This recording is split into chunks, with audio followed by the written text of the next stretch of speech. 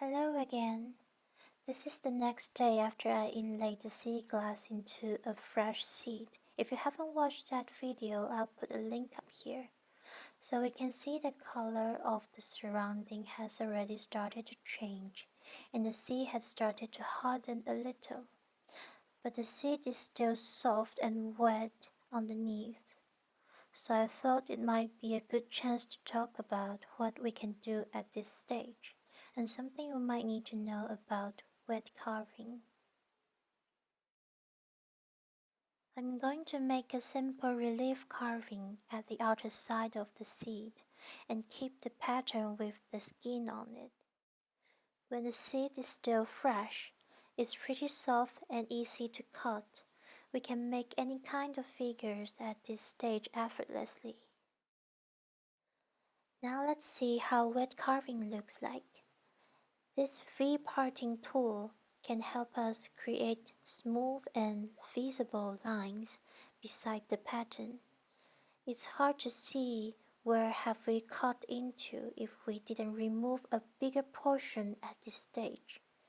If you are using a skew or regular craft knife, pay more attention to the lines that you are cutting and better focus working on one small patch at a time. The first important thing is we need to keep some allowance beside the pattern or just draw the pattern bigger than it should be. One reason of course is because it might shrink a little bit, but it's mostly because a rough surface will form when it's dry. Then we'll have to remove the surface for a smoother outcome and pattern will then be shaped into its final size and form. So it's very important to make a bigger pattern when it's still wet. After the grooves has been created beside the pattern, we can remove the unwanted part to create a background. And then we can also trim the edges of the seed to find the shape we want. It's been hardened a bit, but it's still easy to cut comparing to a dry seed. Now you might wonder why I'm not removing the skin on the pattern. Why only cut the background? Some of you might already know, the skin usually turns into a dark brown color that almost close to black when it's dry, and the color under the skin is usually a bit lighter than that.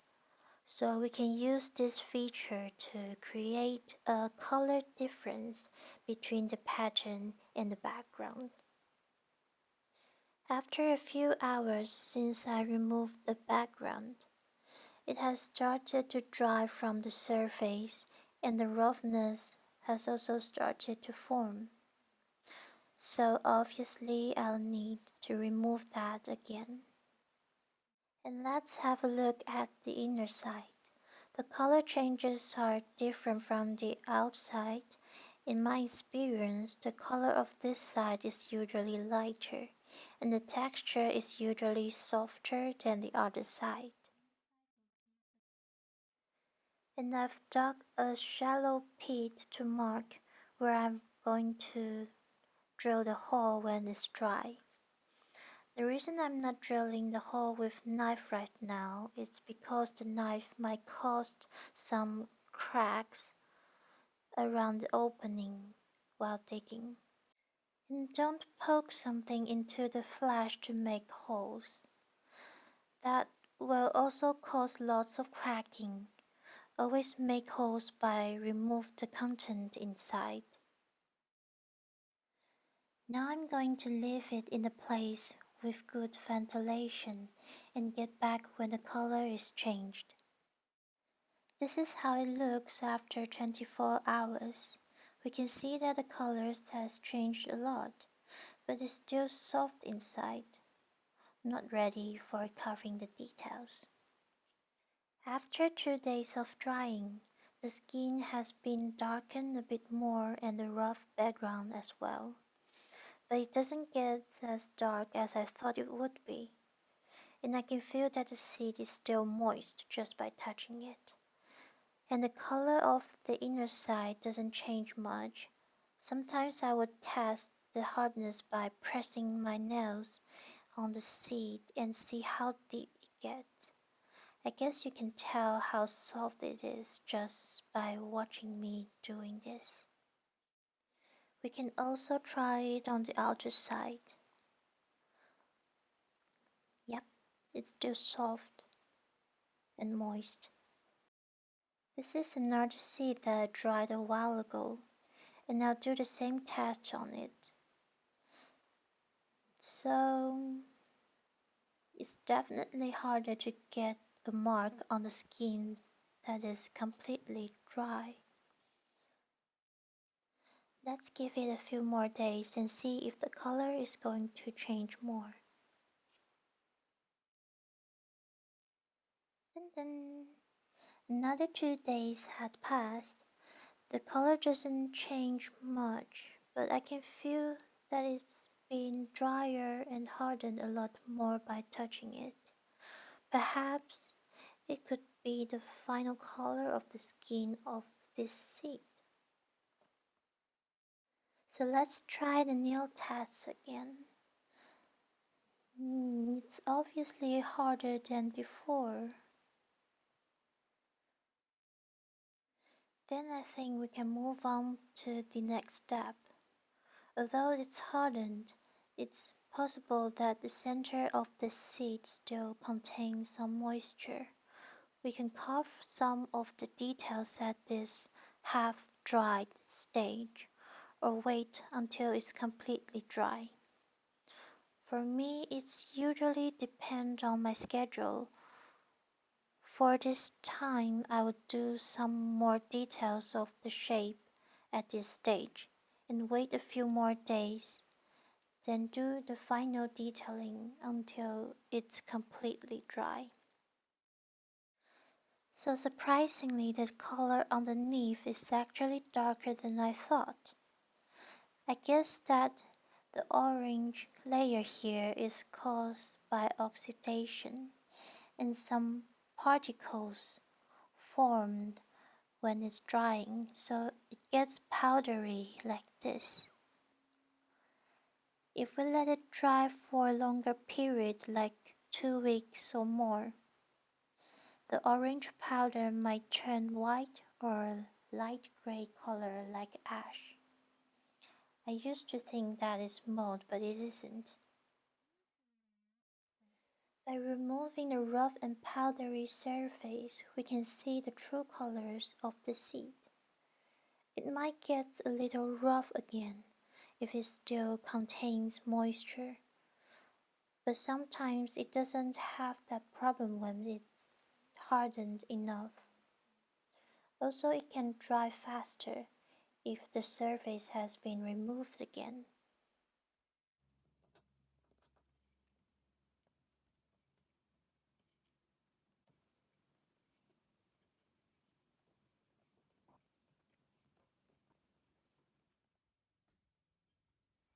I've waited for another week after I've done the basic details.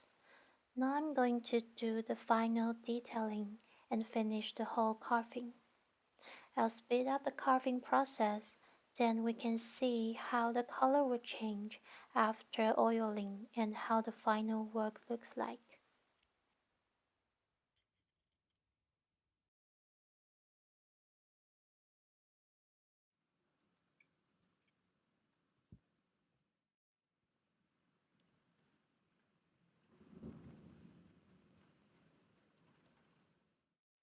Now the carving is finished and oiled, and the colors have finally settled. We can see some patches that have different colors on the outer side.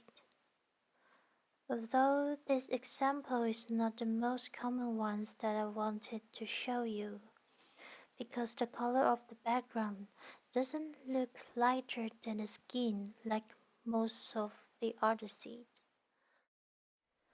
But later I'll show you some other works I've made before that benefit from the change of colors.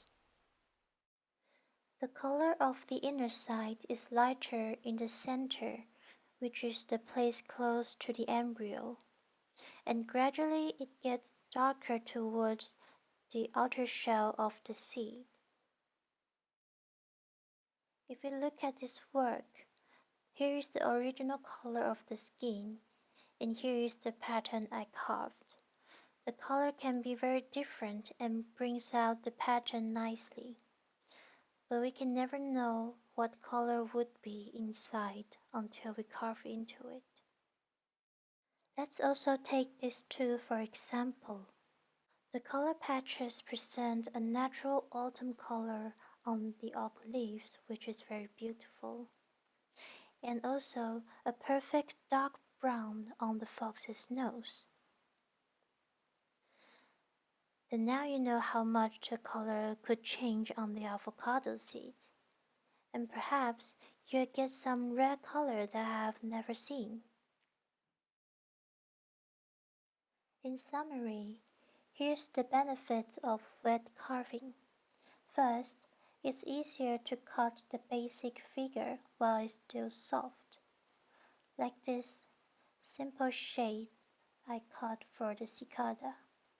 Just remember to consider the shrinkage.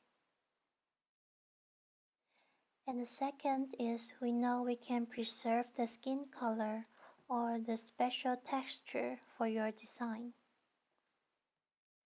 And we also know how to inlay something into the seed when it's fresh from the last video.